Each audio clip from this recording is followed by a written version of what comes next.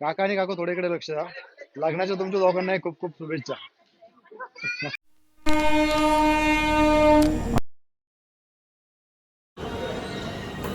What is up guys, this is awesome and welcome to Deep Pockets. और आज मैं जा रहा हूँ दमन से रिटर्न वापस बॉम्बे के लिए. तो अभी फटाफट पहले ब्रेकफास्ट करते हैं. ब्रेकफास्ट करने के बाद निकलते हैं. टाइम हो चुका है लगभग 9 बजने को 10 मिनट कम है. तो जैसे ही 9 बजेंगे वैसे हम लोग यहाँ से निकलेंगे. आज के ब्रेकफास्ट में ब्रेड बटर है और जैम भी है और उसी के साथ साथ चाय भी है. तो अभी मैं निकलने के लिए तैयार हूँ और जैसे कि चेकआउट कर देते हैं. अभी चेकआउट करने के बाद बाइक निकलते हैं. लेकिन आपको एक बात बताता हूँ, जब मैं अभी ब्रेकफास्ट करने गया था तो मैंने एक बात नोटिस की कि आप जब कभी राइड पे निकलेंगे तो 10-12 या 20-25 प्रोटीन बार साथ में रख के ही निकलेंगे. क्योंकि बहुत बार ऐसा होता है कि बाइक खाने में कुछ भी अगड़म बगड़म खाना पड़ता है और जिसकी वजह से मेंटल हेल्थ बहुत डिस्टर्ब हो जाता है.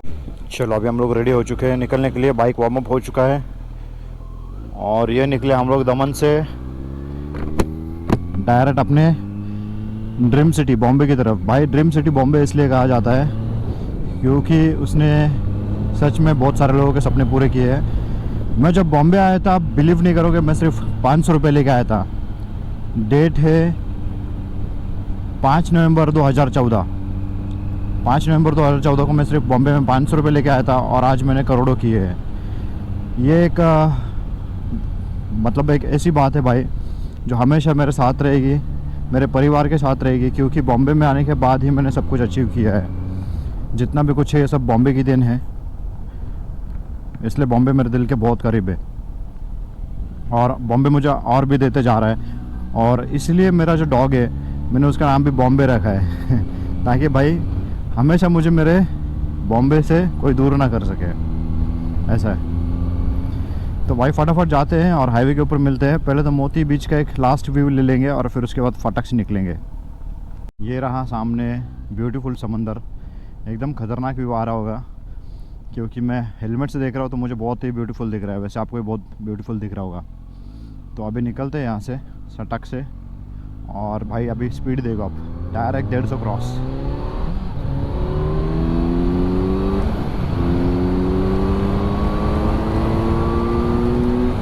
बोला था ना भाई 150 क्रॉस.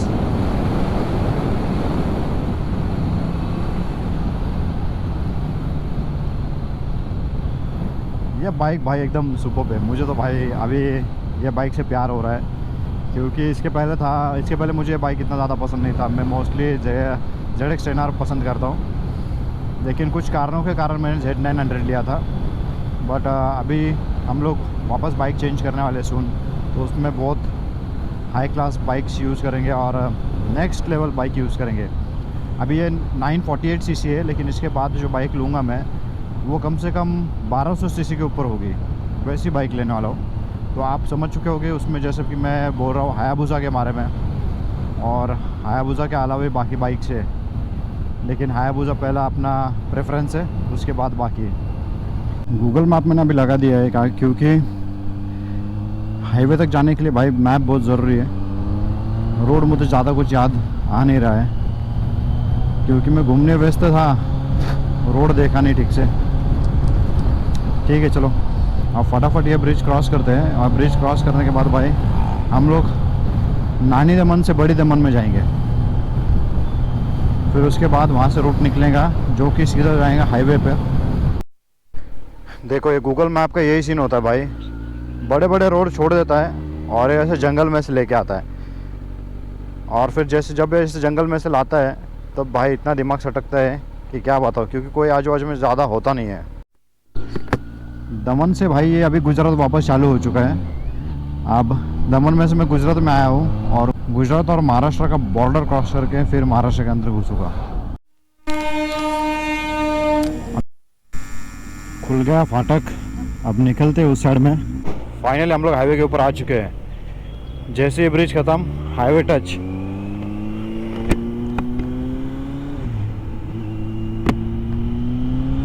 चलो अब गाड़ी भगाने को मिलेगा अपने को 70-80 100 120 भी कभी कभी.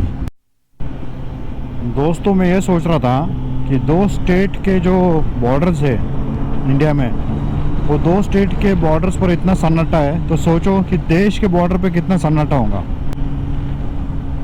2 स्टेट के बॉर्डर के आजू बाजू में आपको घर नहीं दिखेंगे, कुछ नहीं दिख रहा है।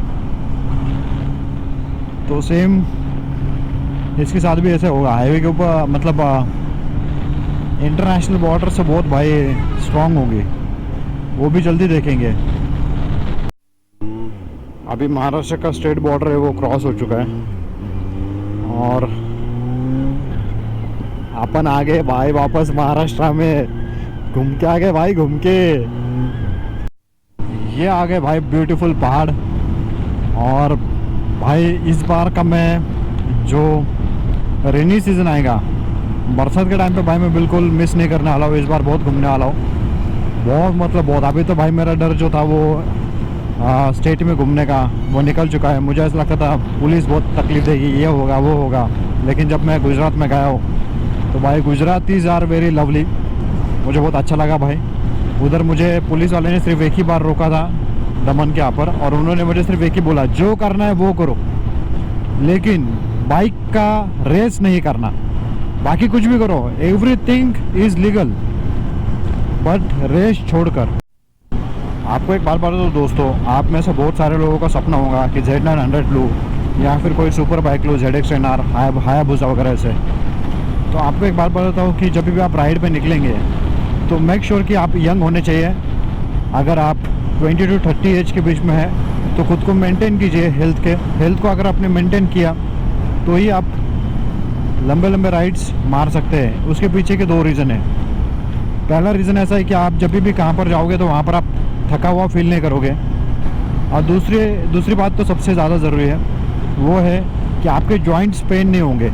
क्योंकि आपको बताता हूँ कि जो शोल्डर के जॉइंट्स है वो वाइब्रेशन से, और नी के जॉइंट्स जो है वो बहुत पेन होते हैं अगर आप फिट एंड फाइन नहीं हो। भाई मैं लकी हूँ कि मैंने बहुत जल्दी सुपर बाइक ले लिया और अब मैं इसे राइड कर रहा हूँ। तो अभी इसके बाद मैं खुद के ऊपर भी बहुत ज़्यादा ध्यान देने वाला हूँ। अभी 93 किलोमीटर्स ट्रैवल कर चुका हूँ मैं, और जैसे कि अभी 100 किलोमीटर्स ख़त्म हो जाएगा तो अभी मैं कहाँ पर तो ब्रेकफास्ट के लिए रुकूँगा। फिर उसके बाद का जो जर्नी होगा वो लगभग रहेगा 80-90 किलोमीटर। फिर हम लोग डायरेक्ट होंगे बॉम्बे में।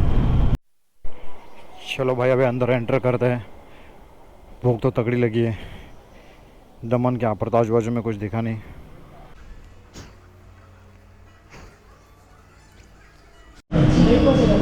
अभी मैकडोनल्ड में खाना खाने के लिए रुके भाई। खाना मतलब ब्रेकफास्ट करने के लिए।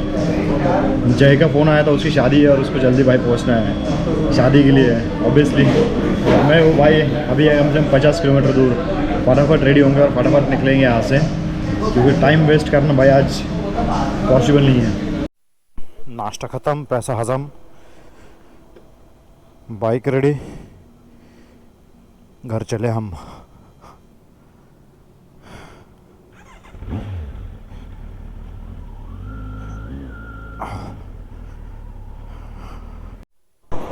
ये देख रहे हो हाईवे ऐसा ऊपर नीचे करके रख दिया है।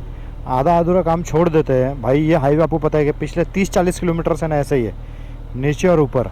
आप ट्रैफिक लग चुके हैं, लेफ़्ट साइड पूरा खुला है और राइट साइड पूरा 2 घंटे से जाम।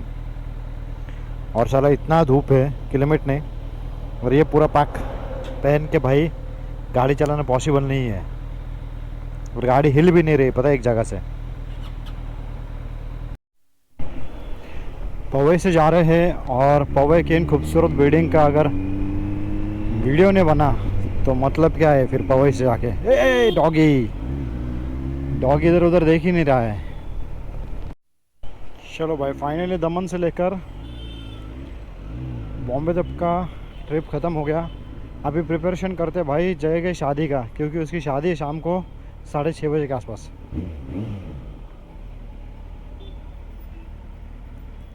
टाइम हो रहा है 6 बजने को 10 मिनट कम है, और जय भाई का शादी 6:05 पे। मेरे पास बचा है 15 मिनट। हालांकि वो तो मुझे भी पता है कि जो शादी है वो टाइम पे कभी होती नहीं है इंडिया में, तो इसलिए मैं एकदम रिलैक्स हूँ। लेकिन अभी मैं खुद का बाइक लेके नहीं जा रहा हूँ, मैं जा रहा हूँ ओला से, क्योंकि भाई वहाँ पर बाइक किधर खड़ी करे बहुत टेंशन रहता है, बहुत मगज मार रहे थे। वो सब नहीं पालेंगे और शादी को ठीक से एंजॉय करेंगे। क्या? हाँ उधर है, तो दिया है लोकेशन उस पर वो। हाँ सिल्वर टेक्नोलॉजी। सूर्यवंशी हो गया। चलो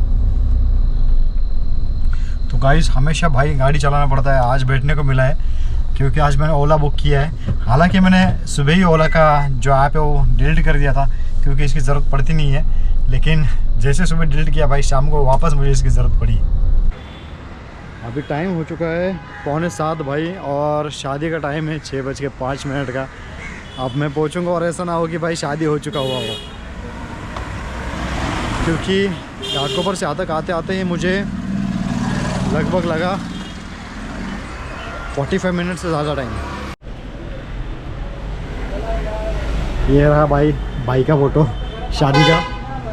welcome to the wedding of Rasika and Jayesh. चलो जाते हैं ऊपर, देखते हैं।